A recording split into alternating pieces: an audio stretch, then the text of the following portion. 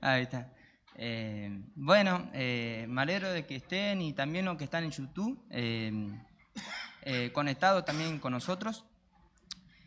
Bueno, antes de empezar, vamos a orar para que Dios nos guíe en todo. Dios, te doy la gracias a Dios por esta tarde. Padre, gracias por permitirnos venir a poder escuchar tu palabra y también alabarte, Dios. Gracias por cada uno de mis hermanos y hermanas. Te pido por ello también para que tú estés obrando en todo.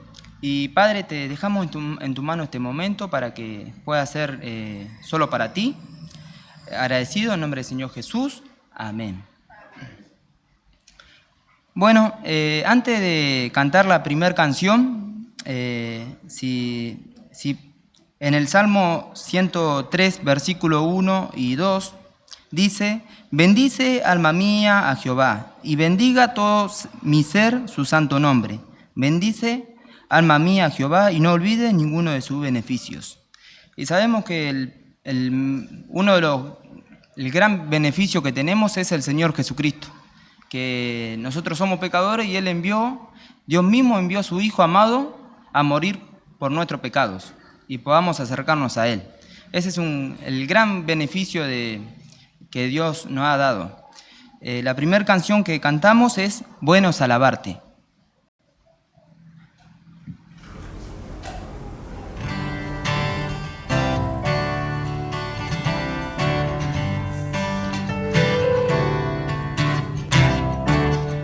Alabar, oh Señor, tu nombre, darte gloria, honra y honor.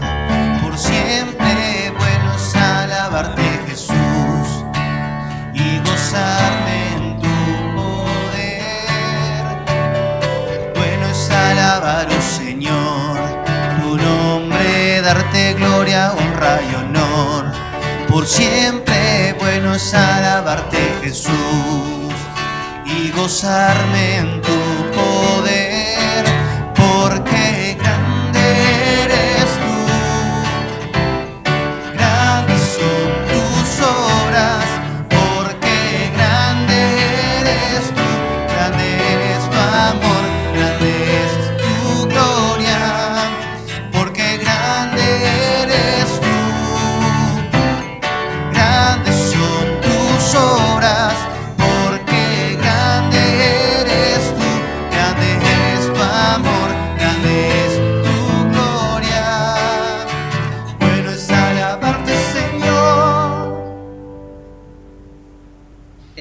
La siguiente alabanza, me hizo recordar el Salmo 92, versículos del 1 al 2, que dice: bueno es alabarte, oh Jehová, y cantar salmo a tu nombre, oh Altísimo, anunciar por la mañana tu misericordia y tu fidelidad cada noche.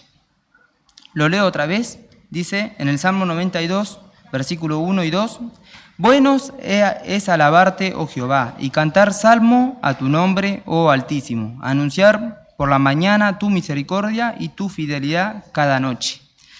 Y la siguiente canción es algo de lo que menciona el salmista acá, que dice anunciar tu misericordia y tu fidelidad a la mañana y a la noche. Y es algo de lo que esta canción menciona, que es lo que hizo Dios por nosotros y también quiere que nosotros hagamos por Él. Que la canción que cantaremos es Somos el pueblo de Dios.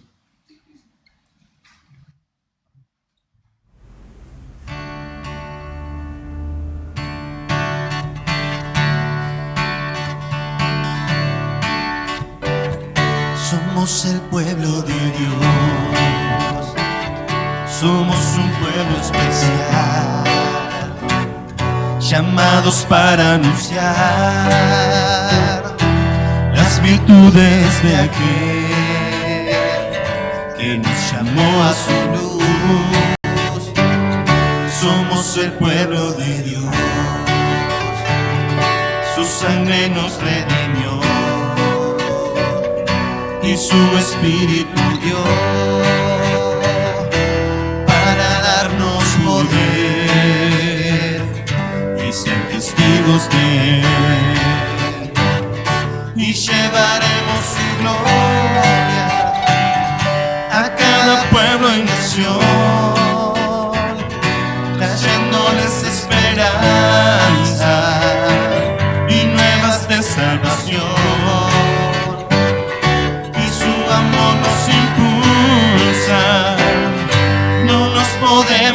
callar. Anunciaremos al mundo de su amor y verdad. Somos el pueblo de especial, llamados para anunciar las virtudes de aquel que nos llamó a su luz. Somos el pueblo de Dios, su sangre nos redimió y su espíritu dio para darnos poder y ser testigos de Él. Y llevaremos su gloria a cada pueblo y nación, dando las esperanzas y nuevas de salvación. Y su amor nos impulsa, no nos podemos callar, anunciaremos al mundo de su amor y verdad. Como empezaba la primera alabanza que cantamos, que era buenos alabarte, y el versículo que yo elegí era: bendice alma mía a Dios, porque no olvide ninguno de su beneficio. Y la canción que acabamos de cantar también tiene esos beneficios que Dios nos ha perdonado a través de Jesús, y también nos dio el privilegio de poder como mostrar a las personas que Dios existe a través de nosotros con las buenas obras, ¿no? Así que esa alabanza siempre me gustó y es una gran verdad la que cantamos. La siguiente canción que cantaremos es como una oración, es un pedido de corazón que está bueno que cada creyente lo tenga y se lo pida a Dios, porque Dios quiere utilizarnos en su obra. Y bueno, la siguiente canción que cantaremos es Un siervo para tu gloria.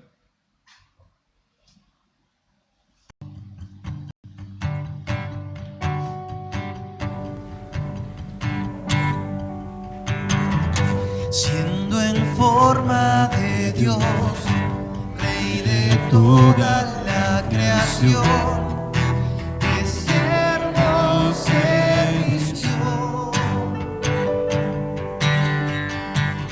hasta lo sumo se humilló, sufrió la muerte en su misión.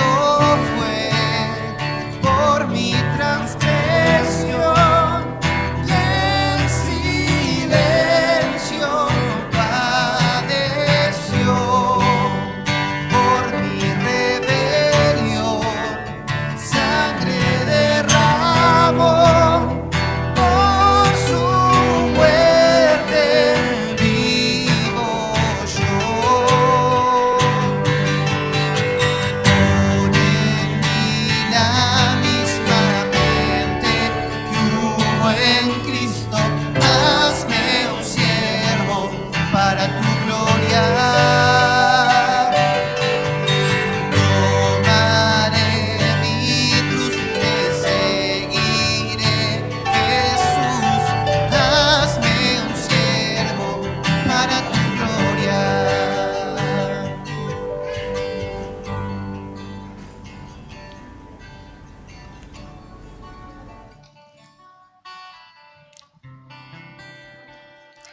Bueno, le damos el tiempo a la palabra de Dios.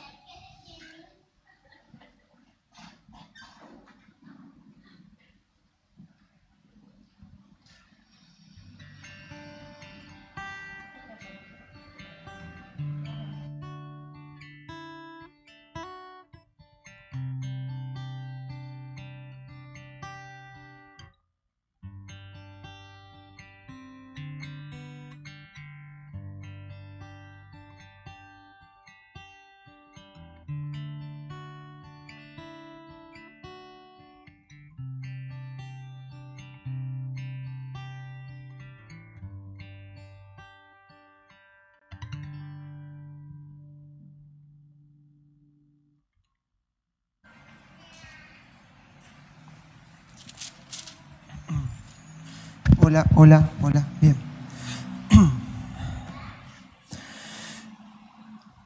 Bueno, vamos a compartir entonces la palabra del Señor. ¿Quién se acuerda de qué venimos hablando? No, gracias, hijo. ¿Eh? De Mateo, sí, de Mateo. Pero estos últimos 2 días.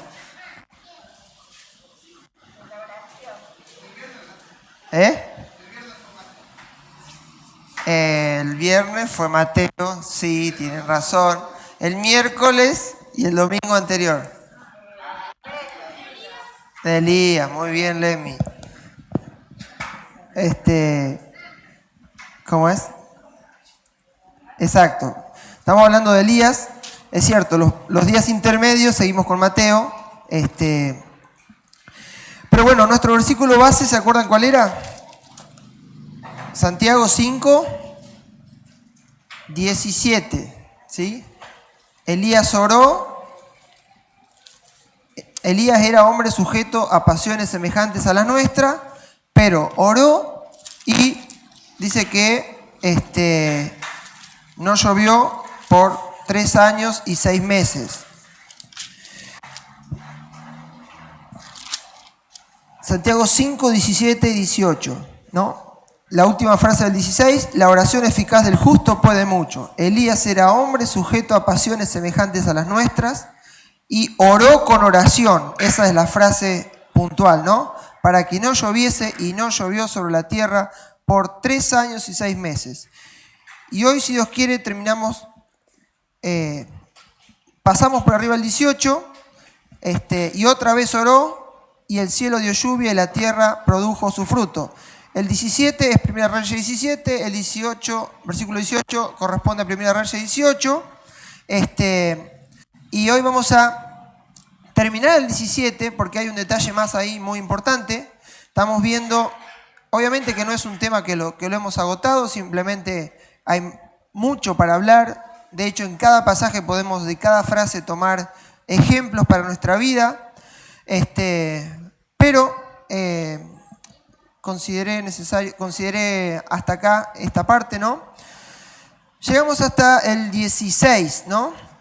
Del capítulo 17, que dice que la harina no se había, Primera de Reyes, estoy leyendo, capítulo 17, versículo 16. Primera de Reyes, en mi Biblia es más o menos alrededor del 450, la página 450, ahí, por ahí, más o menos, un poquito más atrás, sí, ahí está, muy bien. Teníamos, ¿le pueden ayudar ahí a Estela? Ahí está, bien. Teníamos entonces que Elías se paró frente al rey y le dijo, mirá rey, están en pecado, ¿no? 17 arranca diciendo que él creía en un Dios vivo, que era el Dios de su pueblo, 17 versículo 1, y que vivimos en su presencia. Por lo tanto, nada se oculta de Dios, ¿sí? Y Elías fue sometido a pruebas, a pesar de que él ya, Dios le da una orden y va y se para frente al rey y le dice, y él después ora, como leímos en Santiago 5:17, luego de que él hace eso, ¿sí? Dios lo lleva a otra preparación, o a otra parte de la preparación, o mejor dicho, lo que corresponde a la preparación para el siguiente paso, ¿no? Y eso nos hace ver que Dios siempre está, entre otras cosas, ¿no? Preparando a sus hijos, a su pueblo, para lo que viene. Nunca nos deja al azar, o sea, nunca nos deja sin preparación. Entonces Elías allí Dios le dice, andate al arroyo, y Dios lo alimenta y lo sustenta, ¿sí? Le da un retiro espiritual para él solo.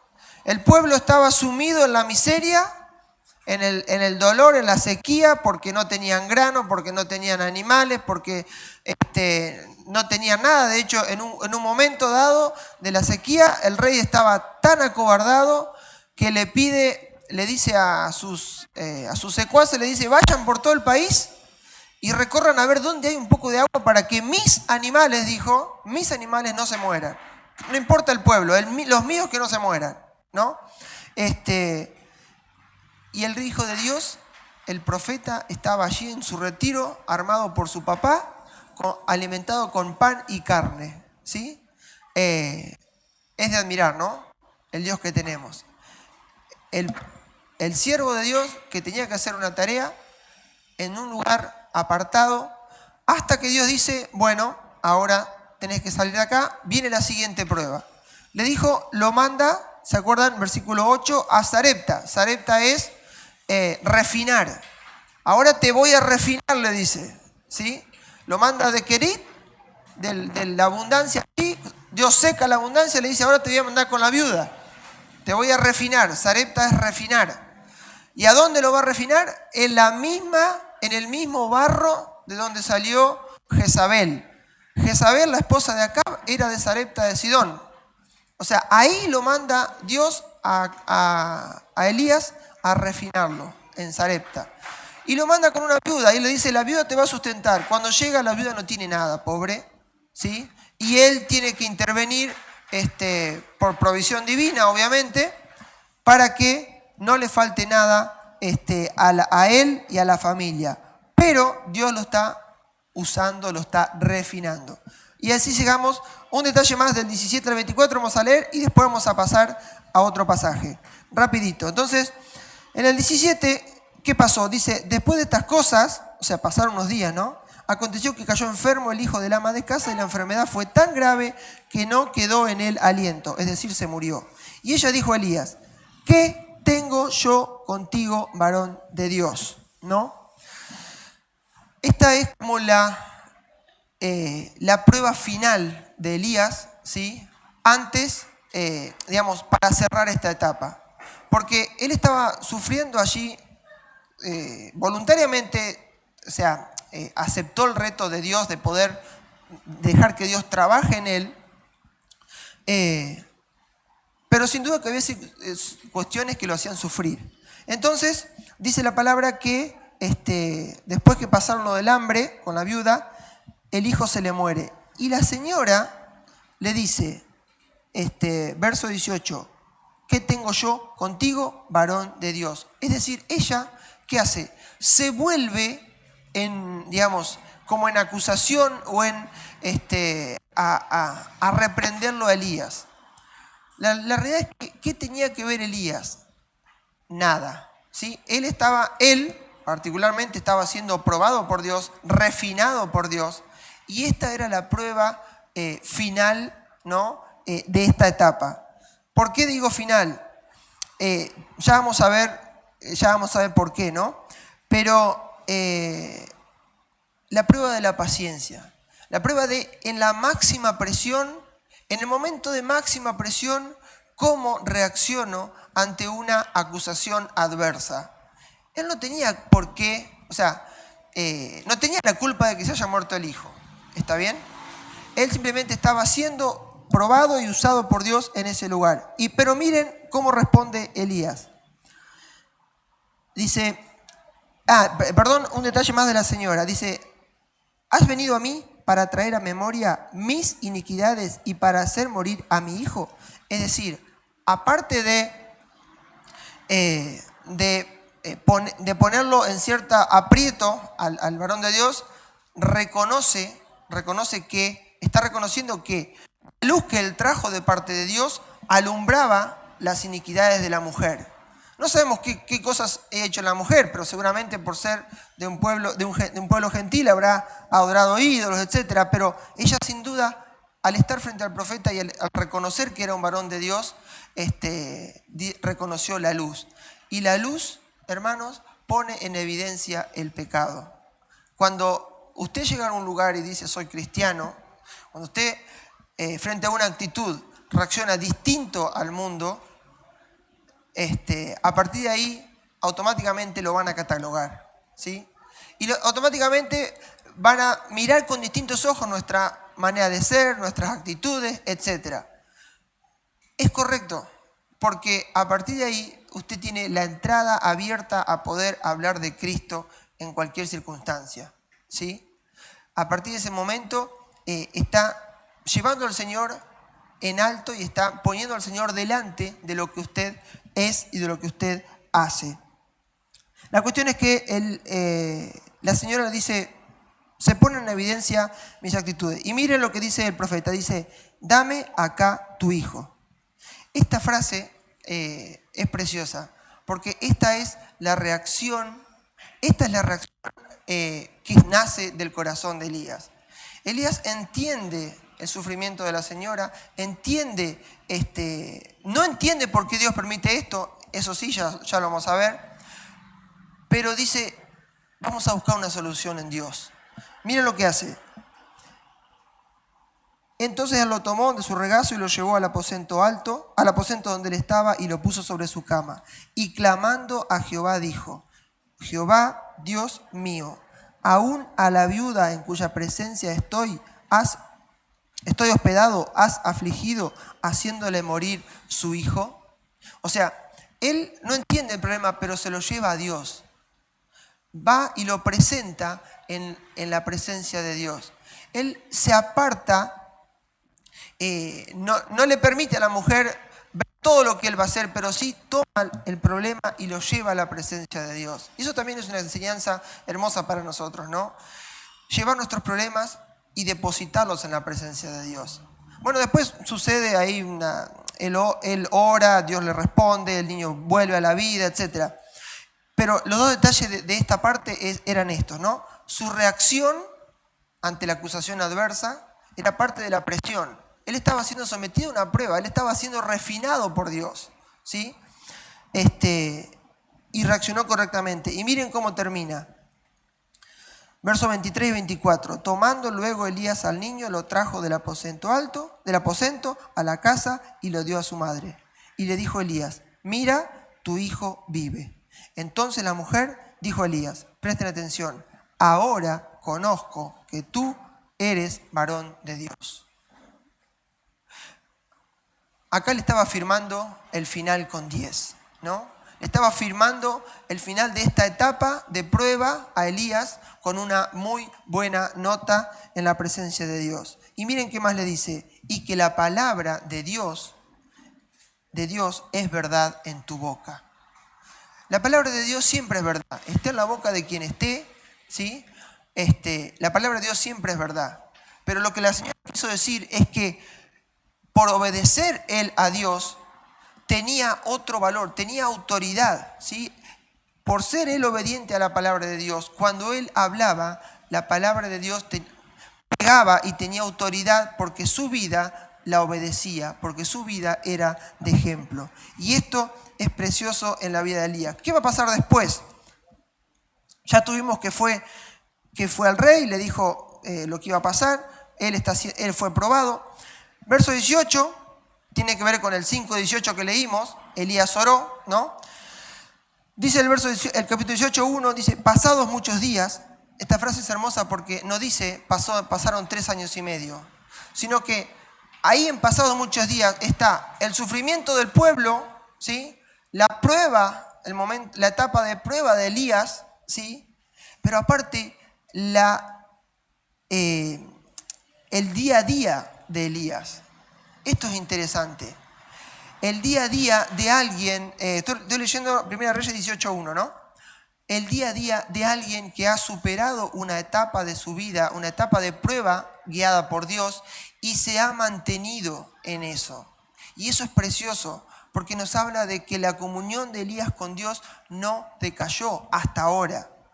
Hasta ahora él es fiel y sigue firme en lo que Dios le pidió. Dice, pasado muchos días vino palabra de Jehová a Elías, y acá dice el tiempo real, en el 3er año, ¿no? 3 años y 6 meses habían pasado y Elías, Dios lo envía a Elías para que vaya nuevamente. Bueno, no lo vamos a leer ahora, vamos a leer unos detalles después. La cuestión es que Elías va y le dice que va a llover, etc. Él le dice, pero vamos a hacer una prueba, vamos a permitir que el pueblo decida quién es Dios, si Baal o Jehová. Y bueno, ya vamos a ver ese detalle. Vamos a ir ahora al capítulo 19, ¿sí? Donde acá hay unos detalles muy interesantes que tienen que ver con otra etapa que nos puede suceder en el servicio al Señor, ¿no?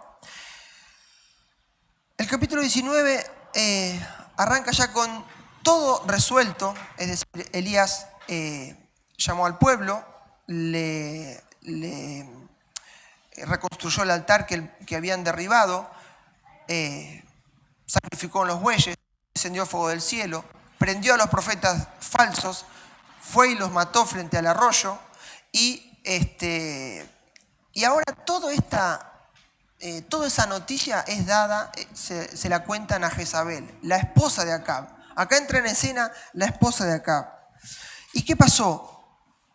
Verso 1 del 19 dice, Acab dio a Jezabel la nueva, bueno, no son muy nuevas, ¿no? De todo lo que Elías había hecho y de cómo había matado a espada a todos los profetas. Entonces envió Jezabel a Elías un mensajero. O sea, le envió un mensaje diciendo, así me hagan los dioses y aún me añadan si mañana a estas horas yo no he puesto tu persona como la de uno de ellos. O sea, directamente lo amenazó de muerte, ¿no? Y acá sucede algo raro, ¿no? No tan raro cuando lo veamos, ¿no? Pero raro por lo que venía haciendo Elías, ¿sí? Pero que es posible. Y que nos explica nuevamente y nos hace ver, nos pone en foco nuevamente lo que dice Santiago. Era hombre sujeto, o sea, era hombre igualito a nosotros. Pero como era obediente a la palabra de Dios, oró de acuerdo a la voluntad de Dios y Dios lo oyó. Pero vamos a ver acá un detalle más, que Elías era alguien como nosotros. Dice el verso 3, viendo pues el peligro, ¿no? ¿Qué pasó con Elías? ¿Qué hizo Elías? Se levantó y se fue para salvar su vida y vino a Berseba, que está en Judá, y dejó allí su criado. Es decir, cuando él escuchó la noticia de la reina, salió huyendo. Salió huyendo, perdió criado, perdió todo, se fue a Berseba, ¿no? ¿Qué pasó con Elías? Se desalentó, se desanimó. Cayó en un pozo de desánimo en su vida que lo anuló. Directamente lo anuló. Él escuchó la orden de la reina y sabía de la maldad de la reina. Aparte, había estado viviendo en el pueblo de la reina. Las noticias, tu fama te precede, ¿no? O sea, claramente, donde gobernaba el suegro de Acab. Y nos habla de esto, de la humanidad de Elías. Cuando estamos sirviendo a Dios, también hay situaciones en las que nos podemos desanimar. Pero vamos a ver unos detalles, algunas causas del desánimo y algunas consecuencias, ¿no? ¿Qué qué es lo que hacemos y cómo actúa Dios. Cómo actuamos nosotros y cómo actúa Dios frente a esto, ¿no? Ahora sí den la vuelta hasta el 18 y les voy a ir leyendo un par de versículos, ¿no? ¿Qué es lo que, una de las causas por las que Elías se desanimó? Primera cuestión, Elías estaba cansado. Cansado físicamente, humanamente. Y si pensamos técnicamente, esta altura del año siempre nos agarra cansados, ¿no? Siempre nos agarra con poca fuerza y queremos cerrar las cosas y queremos que las cosas terminen, queremos irnos un momento a poner los pies sobre la tierra, no sé, los pies en el agua, lo que fuere. Elías estaba cansado. Miren lo que había hecho Elías para que veamos que se había cansado. Versículo 18, versículo 30 del 18. Dice, entonces dijo Elías a todo el pueblo. Primera Reyes 18:30, estoy leyendo. Acercaos a mí. Y todo el pueblo se le acercó. ¿Y qué hizo? Arregló el altar de Jehová que estaba arruinado. Primera cosa que había hecho, ¿no? Había venido a hablar con Elías, con Acab, y reparó el altar que estaba arruinado. Después, verso 31. Tomando Elías 12 piedras, conforme al número de tribu de los hijos de Jacob, al cual había dado la palabra de Jehová, diciendo, Israel será tu nombre. Verso 32. ¿Qué hizo Elías? Edificó con las piedras el altar de Jehová. Después, ¿qué hizo? Una zanja alrededor del altar. ¿Quién ha acabado una zanja alguna vez? No es algo fácil, ¿no? Encima de esos altares eran 12 piedras y eran piedras, o sea, los altares eran grandes para que entrara el sacrificio, etc. O sea que la zanja era enorme, era bastante grande. Él cavó una zanja allí. La Biblia no nos dice hasta ahora que alguien le haya ayudado, posiblemente sí, no lo sabemos, pero que estuvo involucrado en primera persona, eso está claro. ¿Qué más hizo? Preparó la leña, ¿sí? Cortó la leña. ¿Qué hizo? Carneó el buey, o sea, tuvo que carnear, lo cortó en pedazos, lo preparó sobre la leña, ¿sí? Después lo que sí dijo que hagan es que llenen agua y pongan alrededor de la zanja, ¿sí? ¿Y qué más hizo? A ver si no me estoy perdiendo nada.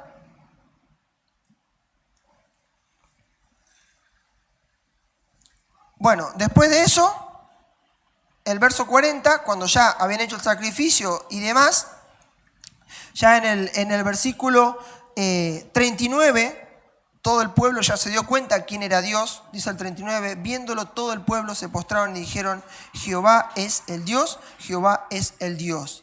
¿Qué hizo? Verso 40, entonces Elías dijo, prended a los profetas de Baal para que no escape ninguno. Y ellos los prendieron y los llevó Elías al arroyo de Sison y allí los degolló. O sea que también fue y mató eran 850 en total, 450 de Baal y 400 de, no sé, Astarot era el otro, no me acuerdo el nombre, pero eran 850 personas que lo que Elías hizo estaba en la ley también. Todo aquel que era idólatra y estaba llevando al pueblo a la idolatría, a separarse de Dios, era penado con la muerte por la ley. Y fíjense todo el tiempo que el pueblo estuvo en idolatría, desobedeciendo a Dios, y nadie había hecho nada. Hasta que apareció Elías y le dijo, el pueblo va a ser castigado con sequía porque están siendo idólatras. 3 años y medio de sequía y nadie había hecho nada. Acab solo estaba preocupado porque sus animales tuvieran agua, ¿sí? Lo único que estaba preocupado. El resto, bueno, entonces tenemos a alguien que estaba sirviendo a Dios y que ya leímos todo lo que hizo, y eso es natural que te canse. Y más si lo hizo en un breve tiempo, ¿no? Acá no da sucesión de días, ¿sí? Pareciera que todo fuera así, una cosa tras otra, pero Elías estaba cansado. Una cuestión humana, ¿sí? que nos sucede. Y que es muy posible que a nosotros también nos suceda porque somos humanos como Elías. Segunda cosa, 19:3, ¿qué dice? Elías tuvo miedo. ¿Qué leímos en el 3? Cuando él vio el peligro, se levantó y se fue. ¿Sí? Cuando estamos cansados, cuando sucede este tipo de amenazas, puede ser que nos dé miedo. Es parte de nuestra humanidad tener miedo. Y en una situación de límite, puede ser que tengamos miedo. Verso 4, miren la otra cosa que sucedió en Elías. Él se fue por el desierto, un día de camino, y vino y se sentó debajo de un enebro, ¿sí? Y deseando morirse, dijo: basta ya, oh Jehová, quítame la vida, pues no soy yo mejor que mis padres. Tercera cosa que hizo Elías, se comparó con otros. Comparó lo que él estaba haciendo con lo que había hecho otros. Hermano, no te compares con la tarea de tu hermano. Lo que Dios le pidió a Elías, claramente en ese momento no se lo hubiera podido pedir a nadie, ¿sí? Porque Elías fue capacitado especialmente por Dios para llevar adelante esa tarea. Lo que Dios te pide a vos, lo que Dios me pide a mí, Dios sabe por qué se lo pide, a quién se lo pide y cómo capacita al que se lo pide. Ese es nuestro Dios. Elías, otra de las cosas que hizo, cansado, se empezó a comparar con el resto y se desanimó, se desalentó.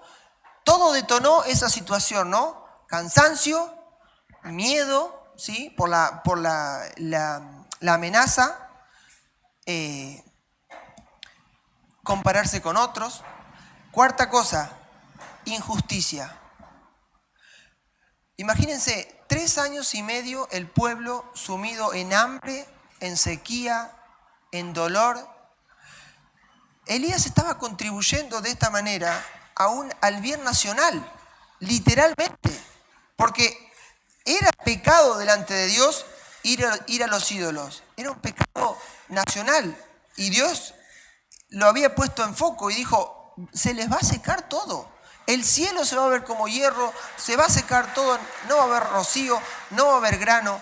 Y estaban pagando las consecuencias de su pecado. Y Elías, como siervo de Dios, cumplió la tarea que Dios le pidió. Andá y decile que se arrepientan. Después te voy a preparar y después andá y mostrales quién es Dios. Yo me voy a encargar, vos andá y mostrale. Vos parate enfrente. Elías, ¿qué fue? Fue, le mostró quién era Dios y dijeron: sí, listo, Jehová es Dios. ¿Qué tendría que haber hecho el rey? Tendría que haberlo paseado en el carro real por toda la nación, porque gracias a que Elías habló y que Dios obró, vino la lluvia. Debía haber sido un héroe nacional. Debían haber puesto su foto bueno, no había fotografía en aquel entonces, ¿no? Debían haber hecho una escultura, bueno, hoy día quizás sí, ¿no? A la entrada a las puertas de la ciudad. Porque gracias a este hombre que nos mostró nuestra condición de pecado, que Dios no podía bendecir, que Dios no podía actuar, porque somos el pueblo de Dios, porque actuamos con las reglas de Dios y porque nos movemos cuando Dios se mueve. No, ¿qué hizo el rey? Lo empezó a perseguir también. Se acopló a su esposa y lo empezó a perseguir.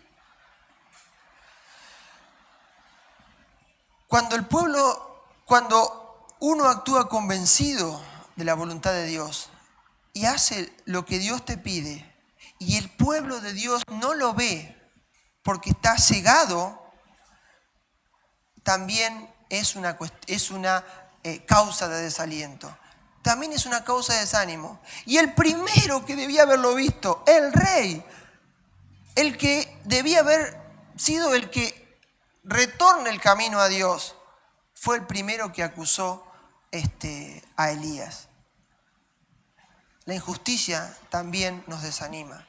Claro que si vemos el mundo, no ponemos atención en la injusticia porque sabemos que en el mundo hay pecado, ¿sí? Y que este mundo se va a sumir en el pecado, que aquel que no dé lugar a Cristo, su vida va a terminar mal. Pero pero estamos hablando del pueblo de Dios. Y Elías estaba contribuyendo a que el pueblo de Dios repare una situación de pecado en su vida. Quinta situación, verso 10, dice 19:10. He sentido un vivo celo por Jehová, Dios de los ejércitos.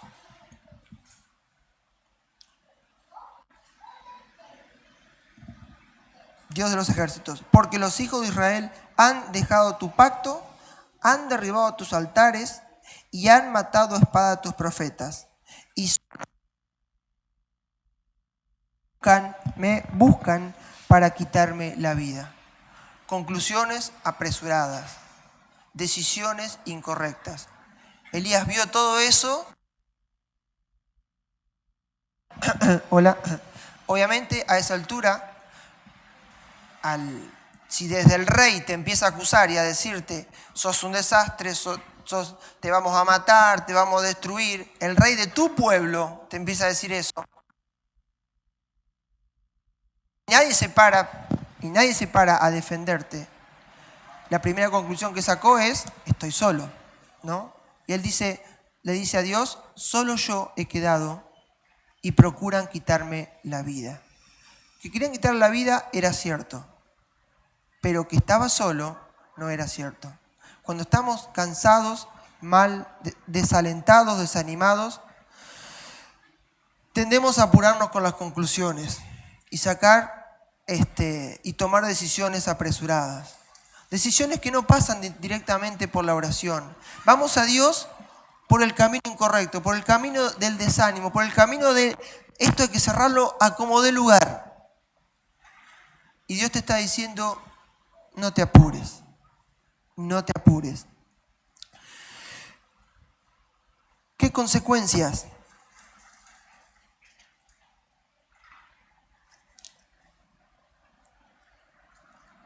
¿Cómo lo vio el Señor? Miren cómo lo trató el Señor. Primera cuestión que trató el Señor, que trató Dios con él, dice, verso 4, dice, basta ya, oh Jehová, quítame la vida. O sea, Elías estaba muerto de cansancio, pero también estaba desahuciado. Imagino en la cabeza de Elías, repasaba 1.000 veces todo lo que había hecho y no entendía cómo alguien no podía haber reaccionado a esto. Y fue a Dios y le dice, Dios, ya está, quítame la vida. Esta oración Dios no se le respondió. Menos mal que Dios no responde todas las oraciones de sus hijos. Menos mal que Dios obra con sabiduría. Menos mal que su plan es perfecto. Menos mal que no obra de acuerdo a nuestras debilidades. Fortalece nuestras debilidades cuando tenemos que hacer algo. Pero no nos agarra en el pozo y nos hunde más todavía, como muchas veces hacemos nosotros con nosotros mismos.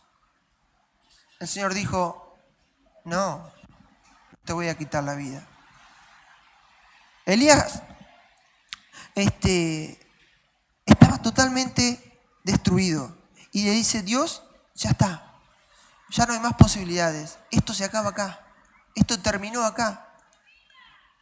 Mira todo lo que, habrá pensado, mira todo lo que hice y sale alguien, un cualquiera, la reina en este caso, y me dice que me va a matar. Y lo desmoronó. Salió corriendo, se fue a Berseba y después se fue un día de camino por el desierto y se quedó bajo un arbolito ahí y le pide a Dios que le quite la vida. Menos mal que Dios no le respondió esa oración. Vamos a ver cómo sigue actuando Dios. Verso 5. Echándose debajo del enebro, se quedó dormido. Y aquí luego un ángel le tocó y le dijo, levántate, come. Dios no vino y le dijo, ¿qué haces, Elías, acá? Levántate. Vamos que te falta, vamos que te queda, dale. Metele que te queda mucho por hacer. No. Dios entiende Dios nos entiende. Dios mira nuestra condición y se acuerda de que somos polvo. Dios nos mira, nos entiende y ahí apareció el Dios de la provisión. Me envió su ángel, le tocó y le dijo, levántate y come. No le dijo, ¿qué estás haciendo acá? No le dijo, dale, levántate. No le dijo, ¿por qué escapaste? No le dijo, ¿por qué tenés miedo? No le reprochó absolutamente nada. El Dios de la misericordia envió su ángel y le dijo, hijo, acá tenés comida nuevamente, entiendo por lo que estás pasando, levántate y comé. Recobrá fuerzas. Yo sé lo que es estar caído. Yo sé lo que es no tener fuerzas. Levántate y cobrá fuerzas. Miren cómo sigue. Entonces él miró, y aquí a su cabecera una torta cocida en las ascuas y una vasija de agua. Y comió y bebió y volvió a dormirse. Y Dios lo dejó dormir. Nuevamente Dios lo deja dormirse, porque Elías necesitaba reponer fuerzas. El Dios de la misericordia y de la provisión, el Dios que se acerca a sus hijos, dice Isaías 40, Él da esfuerzo al cansado.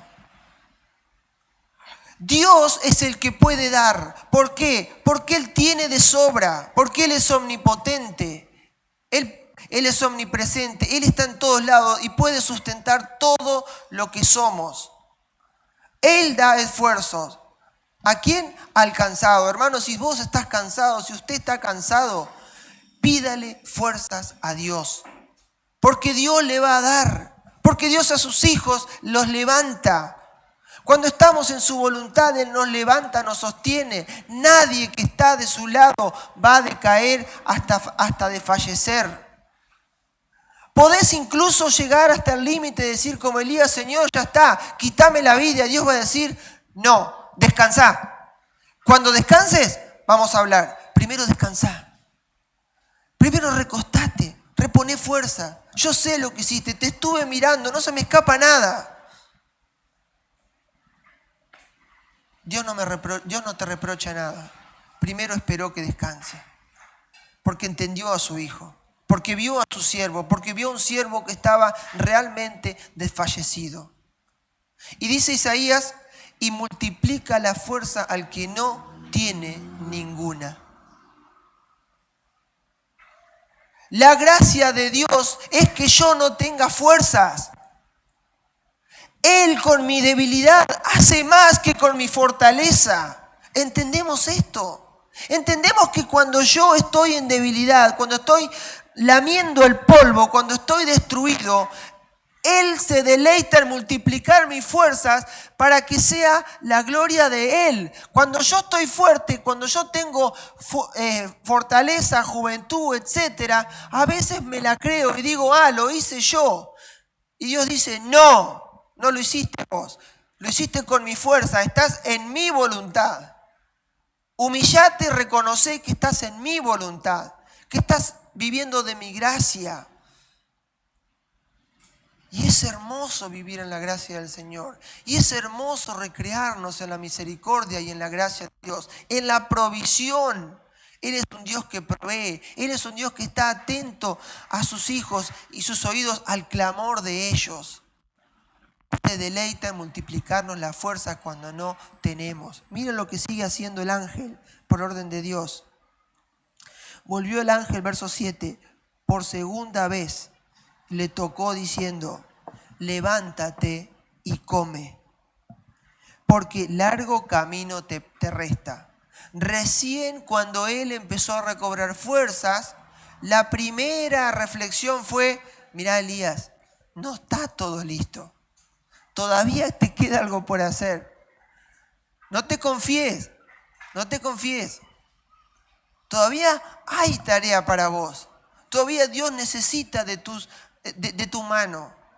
Necesita de tus pies, necesita de tu boca para que vayas y le hables al rey, al pueblo, etcétera, etcétera. hermano, cuando usted está cansado, cuando usted ha hecho algo, ha servido al Señor por tiempo, realmente ha dejado todo en el campo y pareciera que nadie lo ve. No se preocupe, porque Dios lo ve. Porque Dios lo ve y le va a recompensar de acuerdo a sus riquezas, que son infinitas, de acuerdo a su gloria, que es sobre todo.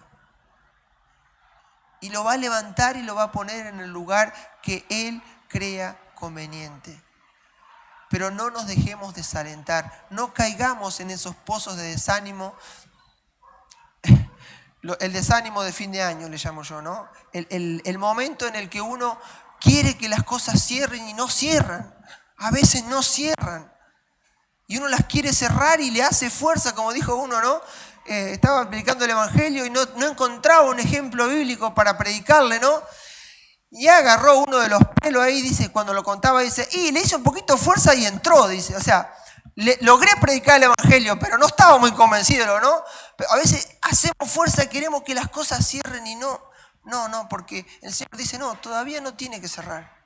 Todavía no es el momento. Te queda un largo camino. Se levantó pues y comió y bebió y fortalecido con aquella comida, caminó 40 días. Primera reacción positiva. Logró caminar nuevamente, pararse sobre sus pies y caminar 40 días y 40 noches hasta Horeb, el monte de Dios. Volvió con esa fuerza renovada, el profeta volvió a Horeb y dice monte de Dios. Era el monte de la comunión, el monte donde él iba a comunicarse con Dios. Podemos tomarlo como que su camino de restauración de la fuerza y espiritual estaba de vuelta de pie, ¿no? Estaba de vuelta en carrera. Miren que se caminó 40 días y 40 noches hasta ese lugar. Pero nuevamente un pequeño bache, ¿no? Y allí se metió en una cueva donde pasó la noche. Y de vuelta al otro día vino la palabra de Jehová diciéndole, ¿qué haces acá, Elías?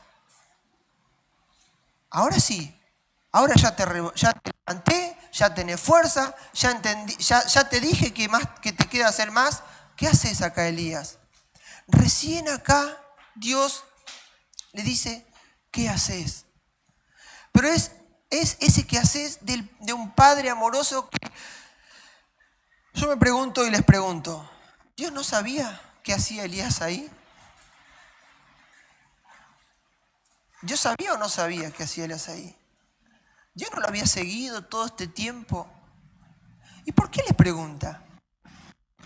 ¿Por qué Dios te tiene que preguntar y me tiene que preguntar, ¿qué haces, Amílcar, acá? ¿Qué hiciste? ¿Qué estás haciendo? ¿Qué creen ustedes?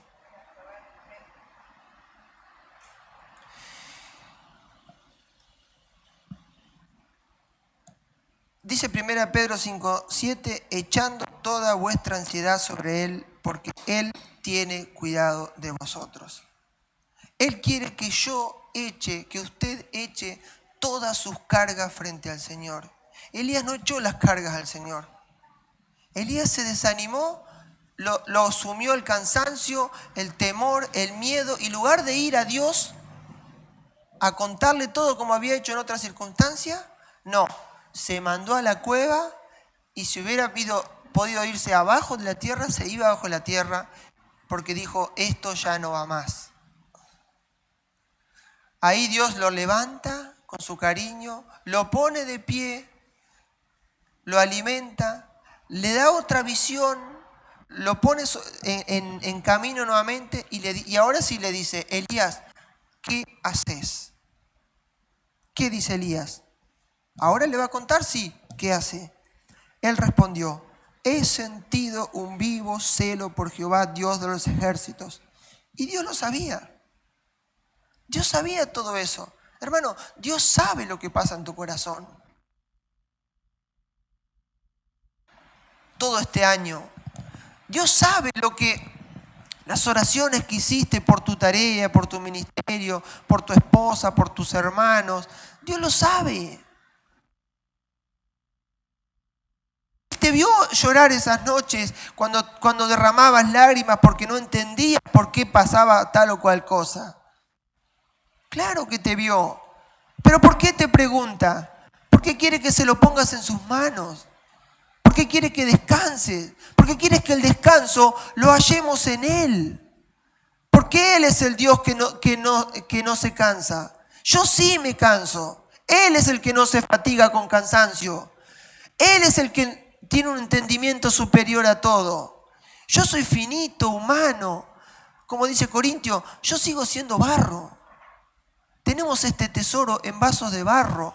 Día tras día, segundo tras segundo, tenemos que ir a su presencia porque la dependencia sigue siendo de Él. Podemos convertirnos naturalmente, y cuando digo naturalmente, como dijimos el miércoles, puede ser que mi vida, en la sucesión de crecimiento, de madurez, y por obedecer la voluntad de Dios, pueda llegar a orar como Elías y Dios me escuche y obre de esa manera. Pero sigo siendo vaso de barro. Elías siguió siendo hombre como usted y como yo. Siguió necesitando de Dios y seguimos necesitando de Dios. Elías no fue Elías porque era Superman, un superhéroe, ya lo vimos. No, Elías era Elías porque obedeció en las pequeñas cosas y siguió dependiendo de Dios. Y con esta parte de su vida nos mostró una vez más que era humano y que es humano y que nos podemos poner al lado de Él y darnos cuenta que somos iguales. Él dice, he sentido un vivo deseo. Elías, ya lo sé, pero necesitaba que vos me lo digas. Necesitaba que vos lo eches sobre mí. Para que reconozca que el que tiene el cuidado soy yo. El que siempre te cuidé fui yo. Porque los hijos de Israel, tu pueblo, han dejado tu pacto, han derribado tus altares, han matado a espada a tus profetas, y solo yo he quedado y me buscan para quitarme la vida. Bueno, sucede una serie de cosas, ¿no? Y Dios le dice, vamos a ir terminando ya, llega nuevamente la provisión del Señor, ¿no? Dice el verso 14, nuevamente le dice el 13, ¿qué haces aquí, Elías? Y dice, he sentido un vivo deseo, un vivo celo por Jehová de los ejércitos, porque los hijos de Israel han dejado tu pacto, derribado tus altares, matado a tus profetas, y solo yo he quedado y buscan para quitarme la vida. Y le dijo Jehová, ve, vuélvete por tu camino, por el desierto de Damasco. Dios, ¿qué le pide?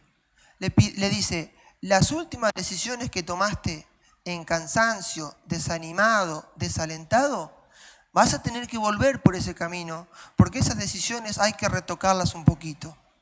Esas decisiones hay que reestructurarlas. Primero, tenés tarea. Ahora que estás fuerte, te digo, tenés tarea. Le dice, volvete por tu camino. Dice, y llegarás, dice, vas a ungir a Hazael por rey de Siria, a Jehú, hijo de Nimsi, por rey sobre Israel, y a Eliseo ungirás para que sea profeta en tu lugar. O sea, ¿y sabes qué? Te corrijo un detalle más. Un detalle, una decisión equivocada que tomaste. Una conclusión equivocada que sacaste. No estás solo. Yo me guardé 7.000. Eso está en pasado, esa frase, o sea que era un hecho. Yo me guardé 7.000 que no han doblado la rodilla contra a Baal. Eso dice el versículo 18. O sea, Dios en su amor y en su misericordia lo reestructuró.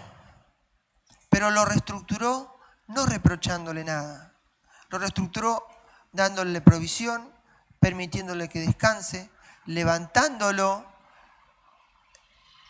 arrullándolo, dejándolo que duerma, levantándolo, haciéndolo reflexionar y haciéndolo volver por esas últimas decisiones que había tomado en lugar incorrecto. Pero le dijo, hay tarea. Vas a ungir a uno en Israel, a uno en Siria y a un profeta.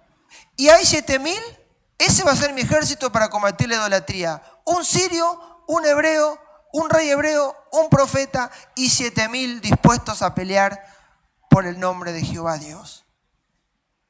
¿Cuántas cosas se le habían escapado a Elías, ese gran siervo de Dios?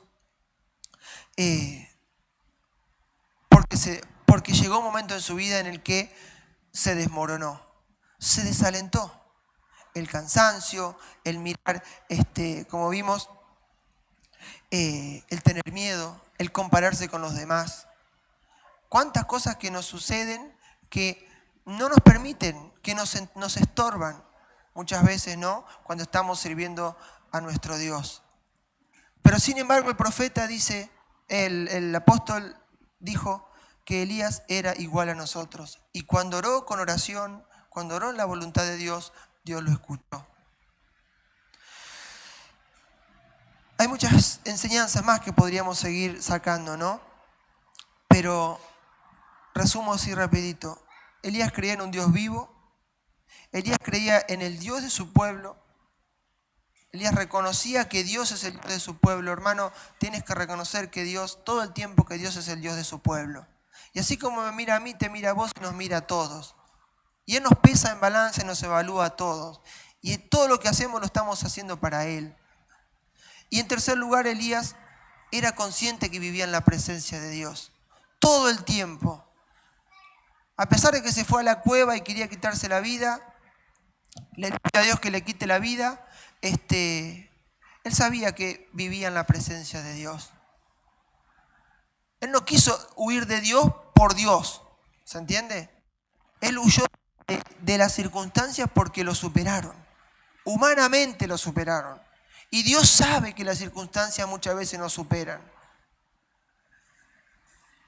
Pero Él nos mete y nos lleva a presiones en las que si le seguimos mirando a Él, Él nos va a sostener. Pero también puede ser que caigamos en el desaliento como Elías. Pero allí va a estar el Señor para levantarnos.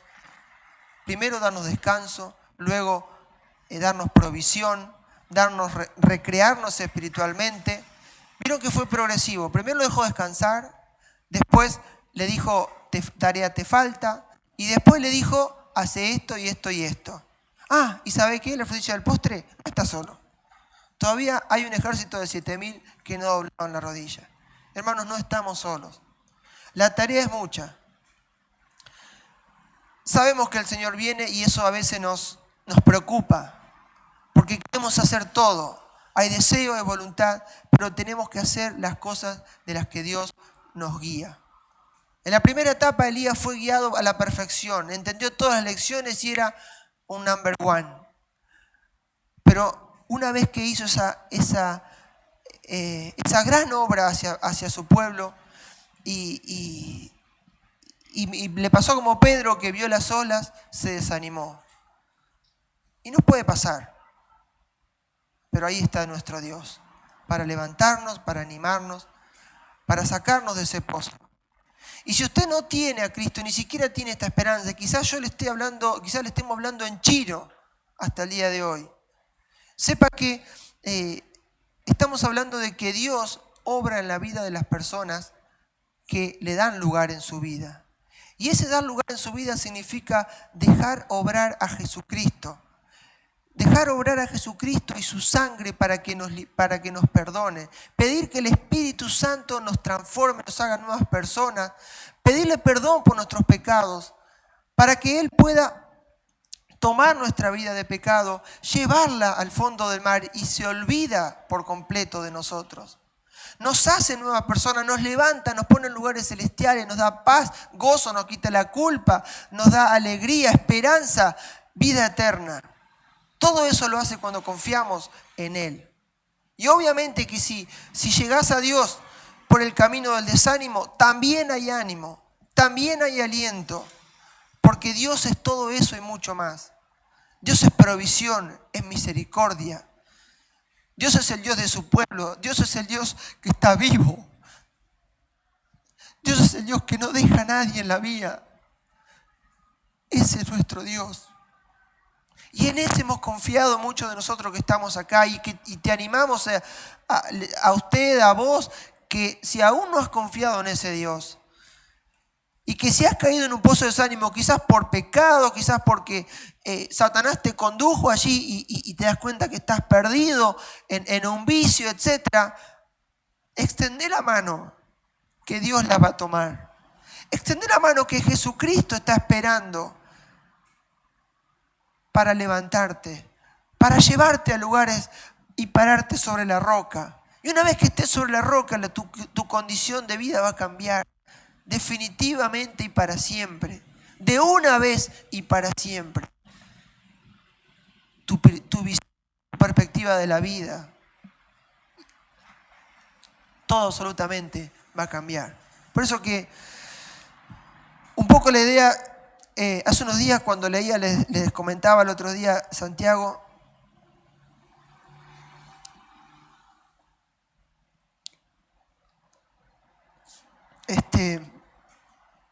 y un poco también, ¿no? Por la época del año, por todo lo que uno ve que hay que hacer, etcétera, ¿no? Y uno cae en esos pozos de desánimo. Pero dice Elías, dice el apóstol, Elías era igual a vos. Pero oró de acuerdo a la voluntad de Dios, en obediencia, y Dios lo escuchó. Y Dios nos escucha. Dios nos escucha y Dios responde. Y da placer ver cuando Dios responde. Da gozo ver cuando Dios responde. Tengo que ir y contárselo a mi hermano. Dios responde. ¿Cuántas veces Dios nos ha respondido? Las veces que no nos respondió fue porque estábamos afuera de su voluntad. Menos mal que Dios no le respondió a Elías, quítame la vida. Menos mal. Porque Santiago oró por la voluntad de Dios y no le respondió. Pero esa oración no se la respondió. Qué Dios que tenemos, ¿eh? Qué Dios que tenemos.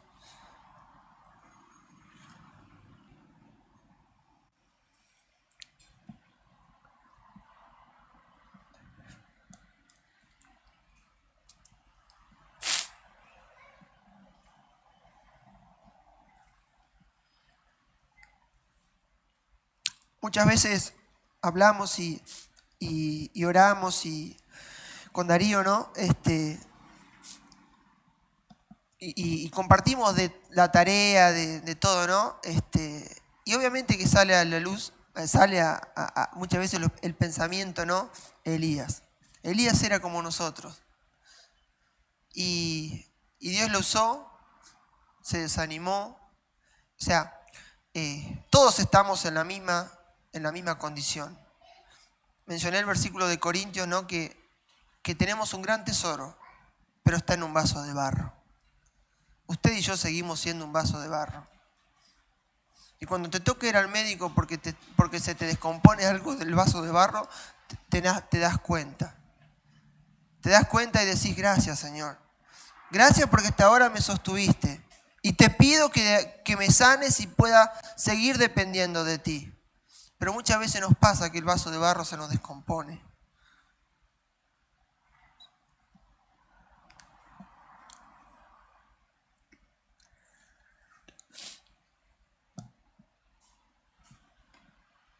Y tenemos que hacer uso de su gracia. Y tenemos que nuevamente ir a su gracia.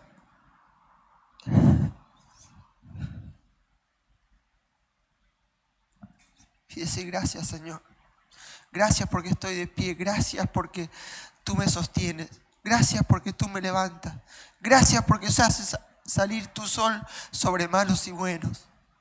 Y gracias porque como Elías aprendo día a día a depender de tu misericordia.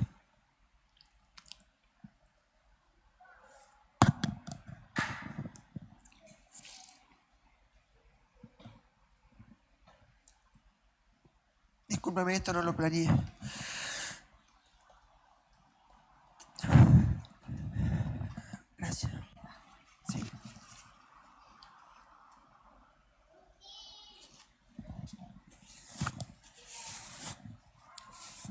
simplemente quería transmitirles la fortaleza que hemos hallado en estos pensamientos bíblicos. Pero no se puede transmitir fortaleza si uno no va con las miserias a Dios. Si no dejamos nuestras miserias a los pies de Dios, no podemos transmitir fortaleza. Porque para que Él me levante, tengo que reconocerme caído. Para que Él me sostenga, tengo que haber pasado por la cueva. Para que Él me diga todavía te falta, tengo que haber sido tocado por su dedo y haber sido alimentado por su gracia, haber sido reconfortado. Y ese Dios que es maravilloso y lo hace. Sigamos orando, sigamos confiando, dependiendo, finalicemos el año en dependencia del Señor y roguemos al Señor con todas nuestras fuerzas para que el próximo año podamos individualmente, ¿no? Individualmente, como familia, como iglesia, dejarnos renovar por Él, para que Él nos dé la perspectiva, para que Él, si hay caminos que hay que desandar, los podamos desandar con Él. Si hay cosas que construir, las podamos construir con Él. Si hay cosas que confesar, las confesemos a sus pies. Es la única manera en que vamos a hallar amplia, como dice la palabra de Dios, y generosa entrada al reino de los cielos. Si no, quizás vamos a ir al cielo seguramente si hemos entregado nuestra vida a Cristo, pero vamos a entrar por la puertita del costado, ¿no? Vamos a entrar, Señor, y yo hice lo que pude, pero el Señor quiere y tiene abierta la puerta grande para sus hijos.